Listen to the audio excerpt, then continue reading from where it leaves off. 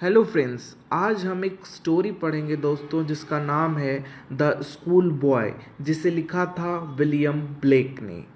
Black ने दोस्तों इसमें एक स्कूल बॉय के बारे में बताया है कि वो लड़का जो स्कूल जाता है वो किस तरह अपने आप को पिंजड़े में बंद एक पक्षी से कंपेयर करता है कि जिस तरह एक पक्षी पिंजड़े में बंद होता है वैसे मैं स्कूल में बंद हूँ। मैं एक फूल हूँ जो खिलना चाहता हूँ, अपने अंदर के टैलेंट को बाहर निकालना चाहता हूँ, पर वो फूल मुरझा गया जब उसे एक पिंजड़ा दिया गया जिसका नाम था स्कूल।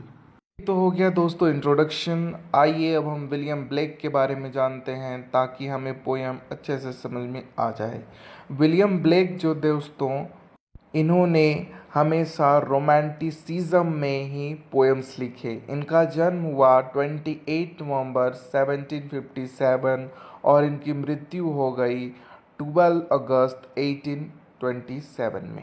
इन्होंने बहुत सारे फेमस पोएम्स लिखे हैं, जैसे कि आपने पढ़ा होगा the tiger, the lamb.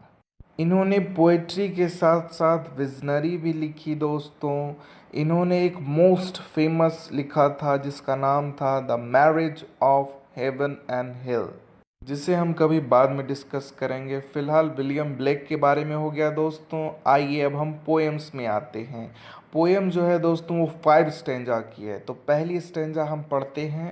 I love to rise in a summer morning when the birds sing on every tree. The distant huntman winds his horn, and the skylark sing with me. Oh, what sweet company! Poet as a school boy कहते हैं दोस्तों कि मुझे गर्मियों की सुबह में उठना कितना अच्छा लगता है जब मैं जंगलों में जाकर यह देखता हूँ कि जो बर्ड हैं वो गा रहे हैं और हर एक ट्रीज़ में वो हैं और चहचहा रहे हैं। वहीं कुछ दूर मुझे यह भी दिखता है कि एक शिकारी जो हंट मैन है। हंट मैन यहाँ पे दोस्तों जानवरों को कहा गया है जो कि हंट करते, यानी दोस्तों लोमड़ियों को, शेरों को, जो कि दूसरे जानवरों को शिकार करते हैं, उन्हें कहा गया है। वो कुछ दूर में उस बालक को दिखते हैं और फिर उन्हें एक स्काई लार्क नाम की एक चिड़िया दिखती है जो कि उसके साथ गा रही है। वो भी चिल्ला के गा रहा है और वो भी गा रही है। उसे एक अच्छी कंपनी मिल रही है, यानी एक साथ मिल रहा है। और इसी में वो जो बच्चा है दोस्तों, वो स्कूल का बच्चा, वो खो गया है। क्यों खो गया है दोस्तों? क्योंकि उसकी अभी समर की छुट्टियां चल रही है। इसलिए वो याद करता है कि क्या दिन थे वो जब मैं वहाँ जाया करता था। अब तो गर्मियों की छुट्टियां ख़त्म हो गई हैं। इसके बाद पोएट नेक्स्ट स्टैंजा में आ जाते हैं दोस्तों। आइए हम नेक्स्ट स्टैंजा पढ़ते हैं।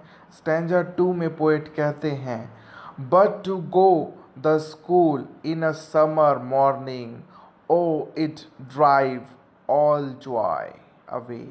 Under a cruel eye outworn, the little ones spend the day in sighing and dismay. Second stanza में दोस्तों पोएट थोड़ा उदास हो जाता है। वो बच्चा थोड़ा उदास है। वो कहता है कि अब तो समर मॉर्निंग में जब मैं घूमा फिरा, इसके बाद जब कुछ वक्त हुआ तब मुझे स्कूल जाना पड़ेगा। जब मैं स्कूल जाता हूँ तो मेरी सारी एक्साइटमेंट जो थी, वो गाने की जो कला थी मेरी, वो ख़त्म हो जाती है, क्योंकि अब मुझे स्कूल जाना है और टीचर मुझे क्रूएल आँखों से देखेगी और तब तक देखेगी जब तक मैं उस होल डे यानी पूरे दिन को वहीं बैठकर ख़त्म ना कर लूँ। पोएट कहते हैं कि मेरा पूरा दिन स्कूल में दोस्तों बर्बाद जाएगा। मैं जिसका मन गाने को कर रहा था सुबह और पक्षियाँ भी मेरे साथ गा रही थी, अब वो नहीं है, क्योंकि मैं स्कूल में हूँ और मुझे सारा दिन यहीं बिताना होगा। मेरे जैसे बहुत बच्चे हैं जिनको गाना पसंद है और भी बहुत चीज़ें वो जानते हैं करना, पर उन्हें सिर्फ पढ़ना पड़ता है, एक पिंजरे में बंद एक पक्षी की तरह। आगे पोएट स्टैंजा 3 में आ जाते हैं दोस्तों। उसके बाद वो कहते हैं, ah then at time I drooping sit and spend many an anxious hour और I in my book can I take delight nor sit in learning bower worn through with the dreary shower. इसके बाद जो poet हैं दोस्तों वो stanza 3 में थोड़े आगे बढ़ते हैं और कहते हैं कि जो वो क्लासेस थी ना जिसको मैं होल डे बैठ के बिता रहा था, वो सिर्फ बैठकर बितानी नहीं होती है बल्कि बोरिंग लेक्चर्स भी सुनने पड़ते हैं टीचरों के, और पढ़ना भी पड़ता है उस बुक पे जिसे मुझे कोई इंटरेस्ट नहीं है उस बुक से पढ़ने का, पर मुझे पढ़ना पड़ता है। घंटों घंटों मैं उस बुक को पढ़ता हूँ और अपना टाइम ख़त्म करता हूँ। एकदम बोरिंग लेक्चर होते हैं टीचरों के, पर सुनना पड़ता है पूरा।